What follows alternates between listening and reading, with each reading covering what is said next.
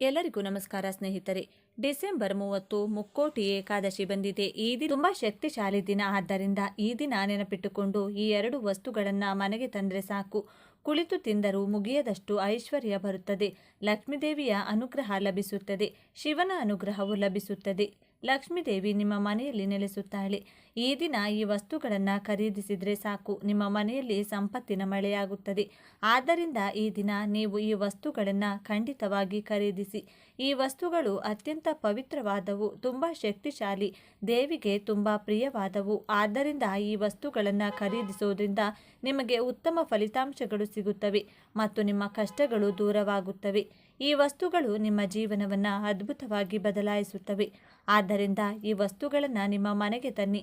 ಹಾಗಾದರೆ ಈ ದಿನ ಯಾವ ವಸ್ತುಗಳನ್ನು ಖರೀದಿಸಬೇಕು, ಯಾವ ವಸ್ತುಗಳನ್ನು ಖರೀದಿಸಿದರೆ ಧನ ಲಾಭವಾಗುತ್ತದೆ ಎಂಬುದನ್ನು ಈಗ ನಾವು ಈ ವಿಡಿಯೋದಲ್ಲಿ ವಿವರವಾಗಿ ತಿಳಿದುಕೊಳ್ಳೋಣ. ಅದಕ್ಕೂ ಮುಂಚೆ ನೀವಿನ್ನು ಚಾನಲ್ಗೆ ಸಬ್ಸ್ಕ್ರೈಬ್ ಆಗಿಲ್ಲ ಅಂದರೆ ಸಬ್ಸ್ಕ್ರೈಬ್ ಆಗಿ, ಹಾಗೆ ವಿಡಿಯೋಗೆ ಲೈಕ್ ಮಾಡಿ, ವಿಡಿಯೋ ಸ್ಕಿಪ್ ಮಾಡದೆ ಕೊನೆ ತನಕ ನೋಡಿ.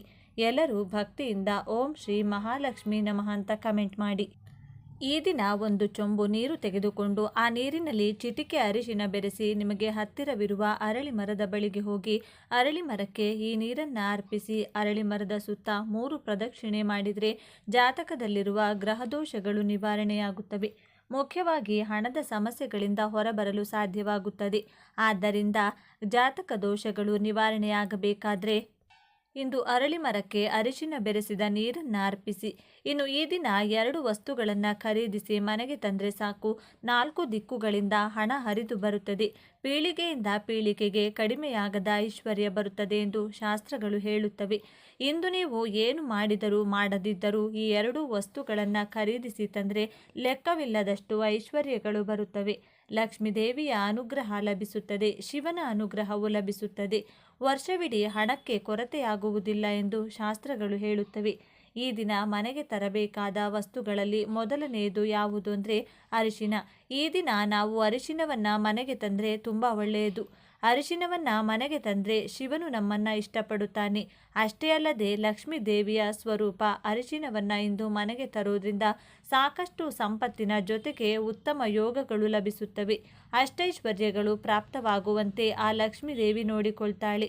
ಅರಿಶಿನವು ಮಂಗಳಕರ ಮತ್ತು ಶುಭಕರವಾದ್ದರಿಂದ ಮನೆಯಲ್ಲಿ ಶುಭ ಕಾರ್ಯಗಳು ನಡೆಯಲಿಲ್ಲ ಎಂದು ದುಃಖಿಸುವವರು, ನಮ್ಮ ಮನೆಯಲ್ಲಿ ಯಾವುದೇ ಶುಭ ಕಾರ್ಯ ನಡೆಯುತ್ತಿಲ್ಲ ಎಂದು ಚಿಂತಿಸುವವರು ಈ ದಿನ ಅರಿಶಿನವನ್ನು ಮನೆಗೆ ತರುವುದರಿಂದ ಮನೆಯಲ್ಲಿ ಯಾವುದಾದರೂ ಒಂದು ಶುಭ ಕಾರ್ಯ ನಡೆಯುತ್ತದೆ ಎಂದು ಶಾಸ್ತ್ರಗಳು ಹೇಳುತ್ತವೆ. ಪುರಾಣಗಳ ಪ್ರಕಾರ ಇಂದು ಅರಿಶಿನವನ್ನು ಮನೆಗೆ ತಂದರೆ ಒಂದು ಉತ್ತಮ ಸಕಾರಾತ್ಮಕ ಶಕ್ತಿ ಬರುತ್ತದೆ. ಕೆಟ್ಟದ್ದು ಮನೆಯಿಂದ ಹೊರಗೆ ಹೋಗುತ್ತದೆ. ಅರಿಶಿನವನ್ನು ದೇಹಕ್ಕೆ ಹಚ್ಚಿಕೊಂಡು ಸ್ನಾನ ಮಾಡಬಹುದು, ಅಥವಾ ಕಾಲುಗಳಿಗೆ ಹಚ್ಚಿಕೊಳ್ಳಬಹುದು, ಅಥವಾ ಪೂಜೆಗಳಿಗೆ ಉಪಯೋಗಿಸಿಕೊಳ್ಳಬಹುದು, ಅಥವಾ ಅಡುಗೆ ಮನೆಯಲ್ಲಿಟ್ಟುಕೊಂಡು ಅಡುಗೆಗಳಲ್ಲಿಯೂ ಬಳಸಬಹುದು. ನಿಮ್ಮ ಇಷ್ಟದಂತೆ ಹೇಗೆ ಬೇಕಾದರೂ ಬಳಸಬಹುದು. ಆದ್ದರಿಂದ ಈ ದಿನ ತಪ್ಪದೇ ಅರಿಶಿನವನ್ನು ಕೊಂಡು ಮನೆಗೆ ತಂದುಕೊಳ್ಳಿ.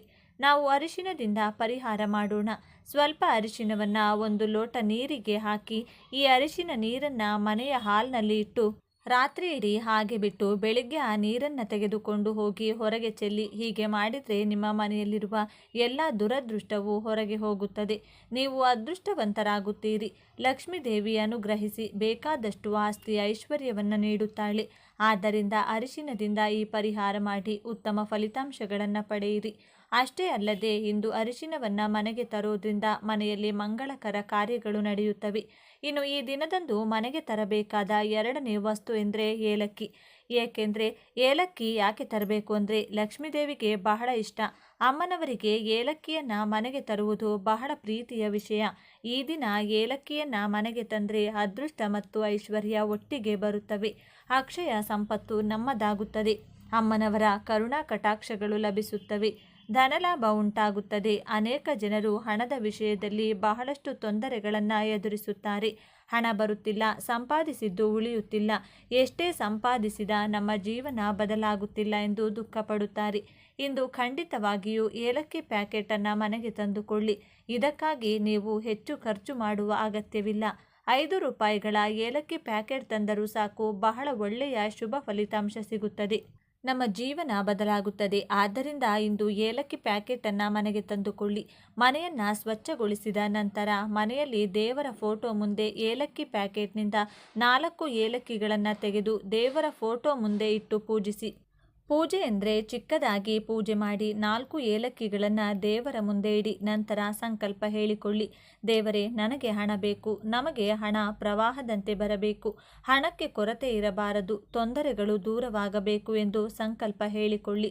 ನಂತರ ಆ 4 ಏಲಕ್ಕಿಗಳನ್ನು ತೆಗೆದು ಮನೆಯವರೆಲ್ಲರೂ ಒಂದೊಂದು ತಿನ್ನಿ. 4 ಏಲಕ್ಕಿಗಳನ್ನು ಹಾಕಬೇಕಾಗಿಲ್ಲ.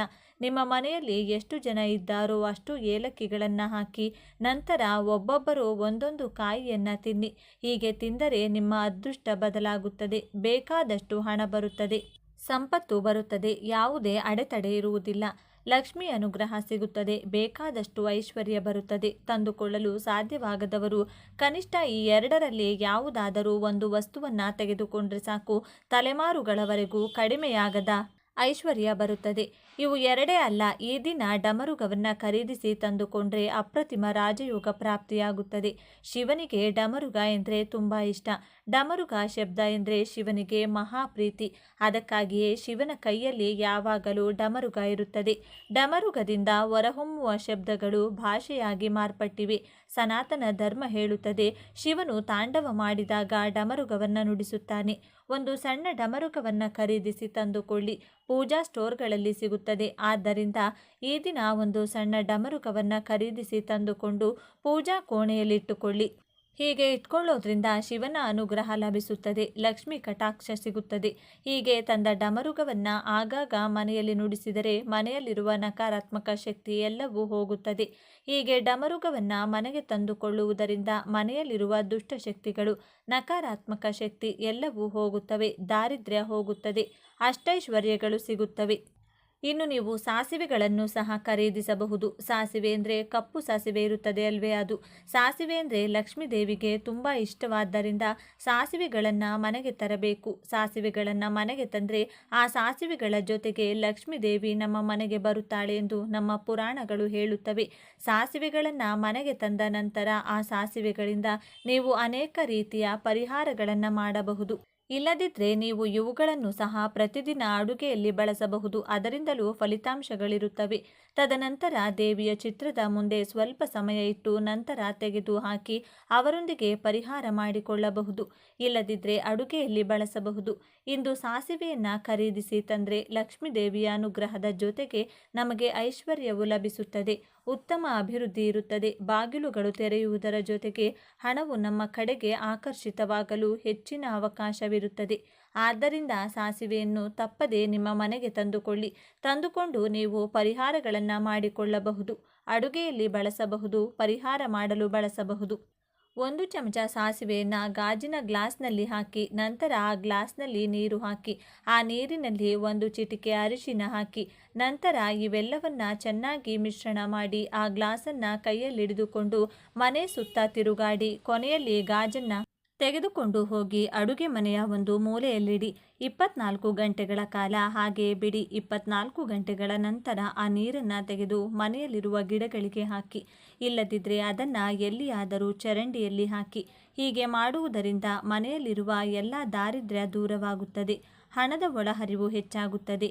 ಈ ದಿನದಂದು ಎಲ್ಲರೂ ನೆನಪಿಟ್ಟುಕೊಂಡು ಈ 4 ವಸ್ತುಗಳಲ್ಲಿ 2 ವಸ್ತುಗಳನ್ನು ಖರೀದಿಸಿ ಮನೆಗೆ ತನ್ನಿ. ಈ 4 ವಸ್ತುಗಳಲ್ಲಿ ನೀವು ಕೇವಲ 2 ವಸ್ತುಗಳನ್ನು ತಂದುಕೊಳ್ಳಿ. ನಿಮಗೆ ಯಾವುದು ಅವಶ್ಯಕವೋ ಅದನ್ನು ತಂದುಕೊಳ್ಳಿ. ಲಕ್ಷ್ಮೀ ದೇವಿಯ ಅನುಗ್ರಹ, ಶಿವನ ಅನುಗ್ರಹ ಸಿಗುತ್ತದೆ. ಆದ್ದರಿಂದ ಹೀಗೆ 2 ವಸ್ತುಗಳನ್ನಾದರೂ ನಿಮ್ಮ ಮನೆಗೆ ತಂದುಕೊಳ್ಳಿ. ಹಾಗೆ ತಂದುಕೊಂಡ್ರೆ ನಿಮಗೆ ಒಳ್ಳೆಯದು. ಮುಟ್ಟಿದ್ದೆಲ್ಲ ಚಿನ್ನವಾಗುತ್ತದೆ. ಕೋಟಿಗಟ್ಟಲೆ ಸಂಪತ್ತಿನ ಒಡೆಯರಾಗುತ್ತೀರಿ. ಇನ್ನು ನಿಮಗೆ ಕುಳಿತು ತಿಂದರೂ ತೀರದ ಆಸ್ತಿ ಸಿಗುತ್ತದೆ. ಅದೇ ರೀತಿ ದೇವಿಯು ನಿಮ್ಮ ಮನೆಯಲ್ಲಿ ನೆಲೆಸಿ ನಿಮಗೆ ಬೇಕಾದಷ್ಟು ಐಶ್ವರ್ಯವನ್ನು ನೀಡುತ್ತಾಳೆ. ಆದ್ದರಿಂದ ನೀವು ಈ 2 ವಸ್ತುಗಳನ್ನು ತಂದುಕೊಳ್ಳಿ. ಶುಭ ಫಲಿತಾಂಶಗಳನ್ನು ಪಡೆಯಿರಿ, ಆನಂದದಿಂದ ಜೀವಿಸಿರಿ. ಅದೇ ರಾತ್ರಿ 1 ನಿಂಬೆ ಹಣ್ಣಿನಿಂದ ಹೀಗೆ ಮಾಡಿದರೆ ಸಾಕು, ಬಡವನು ಕೂಡ ಶ್ರೀಮಂತನಾಗ್ತಾನೆ. ನಿಮ್ಮ ಎಲ್ಲ ಸಮಸ್ಯೆಗಳು ದೂರವಾಗಿ ನಿಮಗೆ ಒಳ್ಳೆಯದಾಗುತ್ತದೆ. ನಿಂಬೆಹಣ್ಣು ಬಹಳ ಶಕ್ತಿಶಾಲಿಯಾಗಿದೆ. ಮನುಷ್ಯನ ಹಣೆ ಬರಹವನ್ನು ಬದಲಾಯಿಸುವ ಶಕ್ತಿ ನಿಂಬೆಹಣ್ಣಿಗಿದೆ. ನಿಂಬೆ ಮರ ದೇವತಾ ವೃಕ್ಷ. ನಿಂಬೆಹಣ್ಣಿಗೆ ದೇವಶಕ್ತಿ, ಪ್ರಕೃತಿ ಶಕ್ತಿ ಹೇರಳವಾಗಿರುತ್ತವೆ. ಈ ಪರಿಹಾರಕ್ಕೆ ಹಳದಿ ಬಣ್ಣದ ಒಂದು ದೊಡ್ಡ ನಿಂಬೆಹಣ್ಣು ಬೇಕು. ಯಾವುದೇ ಗಾಯಗಳು ಅಥವಾ ಕಲೆಗಳು ಇರಬಾರದು. ಅಂತಹ ಹೊಳೆಯುವ ನಿಂಬೆಹಣ್ಣುಗಳು 2 ಬೇಕು. ಅಂದರೆ ಈ ಪರಿಹಾರಕ್ಕೆ ಒಟ್ಟು 2 ನಿಂಬೆಹಣ್ಣುಗಳು ಬೇಕು. ಬಹಳ ಶಕ್ತಿಶಾಲಿಯಾಗಿ ಕೆಲಸ ಮಾಡುತ್ತದೆ. ನಿಮ್ಮ ಕೈಯಿಂದ ನಾವು ಮಾಡಿಕೊಳ್ಳುವ ಈ ಪರಿಹಾರದಿಂದ ಮನೆಯಲ್ಲಿರುವ ನರದೃಷ್ಟಿ, ಸಂಪಾದನೆಯ ಸಮಸ್ಯೆಗಳು ಎಲ್ಲವೂ ನಿವಾರಣೆಯಾಗುತ್ತದೆ. ಎಲ್ಲ ರೀತಿಯ ಸಮಸ್ಯೆಗಳಿಂದ ಹೊರಬರಲು ಈ ಪರಿಹಾರವು ಬಹಳ ಚೆನ್ನಾಗಿ ಕೆಲಸ ಮಾಡುತ್ತದೆ. ಹಾಗಾದರೆ ಇಷ್ಟೊಂದು ಶಕ್ತಿಶಾಲಿ ಈ ದಿನ ನಿಂಬೆಹಣ್ಣಿನಿಂದ ಏನು ಮಾಡಬೇಕು ಎಂಬುದನ್ನು ಈಗ ನಾವು ಈ ವಿಡಿಯೋದಲ್ಲಿ ವಿವರವಾಗಿ ತಿಳಿದುಕೊಳ್ಳೋಣ ಬನ್ನಿ. ಅದಕ್ಕೂ ಮುಂಚೆ ನೀವಿನ್ನು ಚಾನಲ್ಗೆ ಸಬ್ಸ್ಕ್ರೈಬ್ ಆಗಿಲ್ಲ ಅಂದರೆ ಈಗಲೇ ಸಬ್ಸ್ಕ್ರೈಬ್ ಆಗಿ, ಹಾಗೆ ವಿಡಿಯೋಗೆ ಲೈಕ್ ಮಾಡಿ, ವಿಡಿಯೋ ಸ್ಕಿಪ್ ಮಾಡದೆ ಕೊನೆ ತನಕ ನೋಡಿ. ಎಲ್ಲರೂ ಭಕ್ತಿಯಿಂದ ಓಂ ಶ್ರೀ ಮಹಾಲಕ್ಷ್ಮಿ ನಮಃ ಅಂತ ಕಮೆಂಟ್ ಮಾಡಿ. ಈ ನಿಂಬೆಹಣ್ಣಿನ ಪರಿಹಾರವನ್ನು ರಾತ್ರಿ ಸಮಯದಲ್ಲಿ ಮಾಡಬೇಕು. ಸಂಜೆ ಆದ್ದರಿಂದ ರಾತ್ರಿ 11ರವರೆಗೆ ಮಾಡಬಹುದು. ನಿಂಬೆಹಣ್ಣಿನಿಂದ ಈ ಸಣ್ಣ ಪರಿಹಾರವನ್ನು ಮಾಡೋದ್ರಿಂದ ನೀವು ಮುಟ್ಟಿದ್ದೆಲ್ಲ ಚಿನ್ನವಾಗುತ್ತದೆ. ನಿಮಗಿರುವ ಸಾಲದ ಸಮಸ್ಯೆಗಳು, ಆರ್ಥಿಕ ಸಮಸ್ಯೆಗಳು ದೂರವಾಗುತ್ತವೆ. ನೀವು ಸಂತೋಷವಾಗಿರಲು ಉದ್ಯೋಗ ಪ್ರಯತ್ನಗಳು, ಮದುವೆಯಾಗದವರಿಗೆ ಮದುವೆಯಾಗಲು, ಮಕ್ಕಳಿಲ್ಲದವರಿಗೆ ಮಕ್ಕಳಾಗಲು, ಆರೋಗ್ಯ ಮತ್ತು ಆಯುಷ್ಯ ಹೆಚ್ಚಾಗಲು, ಹೀಗೆ ಎಲ್ಲ ರೀತಿಯಲ್ಲಿ ನಿಮಗೆ ಒಳ್ಳೆಯದಾಗುತ್ತದೆ. ಈ ದಿನ ನಿಂಬೆಹಣ್ಣಿನಿಂದ ರಹಸ್ಯವಾಗಿ ಈ ಸಣ್ಣ ಪರಿಹಾರವನ್ನು ಮಾಡಿದರೆ ನಿಮ್ಮ ಅದೃಷ್ಟ ಬದಲಾಗಿ ಲಕ್ಷಗಳಲ್ಲ ಕೋಟಿಗಳು ಬಂದು ಬೀಳುತ್ತವೆ. ನಿಮ್ಮ ದಾರಿದ್ರ್ಯವೆಲ್ಲವೂ ದೂರವಾಗುತ್ತದೆ. ಕಡುಬಡವನು ಕೂಡ ಶ್ರೀಮಂತನಾಗ್ತಾನೆ. ನಮ್ಮನ್ನು ಕಾಡುವ ಅನಾರೋಗ್ಯ ಸಮಸ್ಯೆಗಳು, ಮಾನಸಿಕ ಸಮಸ್ಯೆಗಳು, ಮನೆಯಲ್ಲಿ ಆಗಾಗ್ಗೆ ಜಗಳಗಳು, ಆರ್ಥಿಕ ತೊಂದರೆಗಳು, ಸಾಲದ ಬಾಧೆಗಳು, ಗಂಡ ಹೆಂಡತಿಯರ ನಡುವಿನ ಕಲಹಗಳು, ಅತ್ತೆ ಸೊಸೆಯರ ಜಗಳ, ಅಕ್ಕ ತಂಗಿಯರ ಜಗಳ, ಇಂತಹ ಸಮಸ್ಯೆಗಳು ನಮ್ಮ ಮನಸ್ಸನ್ನು ಪ್ರಶಾಂತವಾಗಿಡುತ್ತವೆ. ಕೆಲವೊಮ್ಮೆ ದೇವರನ್ನು ದೂಷಿಸುತ್ತೇವೆ. ದೇವರೇ, ನಾವು ಏನು ಪಾಪ ಮಾಡಿದ್ದೇವೆ, ನೀನು ನಮ್ಮನ್ನು ಏಕೆ ಇಷ್ಟು ಕಾಡ್ತಿದ್ದೀಯಾ ಎಂದು ಮನಸ್ಸಿಗೆ ಅನ್ನಿಸುತ್ತದೆ. ಈ ನಿಂಬೆ ಪರಿಹಾರವು ಅದ್ಭುತವಾಗಿ ಕೆಲಸ ಮಾಡುತ್ತದೆ. ನಾವು ನಿಂಬೆ ಹಣ್ಣಿನಿಂದ ಮಾಡಬೇಕಾದ 2 ಪರಿಹಾರಗಳ ಬಗ್ಗೆ ಮಾತನಾಡೋಣ. ನೀವು ಅವುಗಳಲ್ಲಿ ಯಾವುದಾದರೂ ಒಂದನ್ನು ಮಾಡಿದರೆ ಸಾಕು. ಮೊದಲಿಗೆ ಹಳದಿ ಬಣ್ಣದ 2 ನಿಂಬೆಹಣ್ಣುಗಳನ್ನು ತೆಗೆದುಕೊಳ್ಳಿ. ತಾಜಾ ಆಗಿರಬೇಕು. ನಿಂಬೆಹಣ್ಣುಗಳನ್ನು ತೆಗೆದುಕೊಂಡು ಒಂದು ನಿಂಬೆಹಣ್ಣಿಗೆ ಕಾಡಿಗೆಯನ್ನು ಅಂದರೆ ಕಪ್ಪು ಬಣ್ಣಕ್ಕೆ ತಿರುಗುವಂತೆ ಸಂಪೂರ್ಣವಾಗಿ ಹಚ್ಚಿ ಅಥವಾ ಅಲ್ಲಲ್ಲಿ ಚುಕ್ಕೆಗಳನ್ನು ಇಡಿ. ಕಾಡಿಗೆ ಇಲ್ಲದಿದ್ದರೂ ಕಪ್ಪು ಮಸಿ ಇರುತ್ತದೆ ಅಲ್ವೇ, ಆ ಮಸಿಯನ್ನು ಸಹ ಹಚ್ಚಬಹುದು. ನಿಂಬೆಹಣ್ಣನ್ನು ಕಪ್ಪಾಗಿಸಿ ನಂತರ ಇನ್ನೊಂದು ನಿಂಬೆಹಣ್ಣಿಗೆ ಕುಂಕುಮದಲ್ಲಿ ಸ್ವಲ್ಪ ರೋಸ್ ವಾಟರ್ ಅಥವಾ ನೀರನ್ನು ಬೆರೆಸಿ ಪೇಸ್ಟ್ ಮಾಡಿ ಹಚ್ಚಿ. ಕೆಂಪು ನಿಂಬೆಹಣ್ಣು ದೃಷ್ಟಿದೋಷವನ್ನು, ಕೆಟ್ಟದ್ದನ್ನು ಹೀರಿಕೊಳ್ಳುತ್ತದೆ. ಕೆಂಪು ನಿಂಬೆಹಣ್ಣು ಜಾತಕ ದೋಷಗಳನ್ನು, ಗ್ರಹ ದೋಷಗಳನ್ನು ನಿವಾರಿಸುತ್ತದೆ.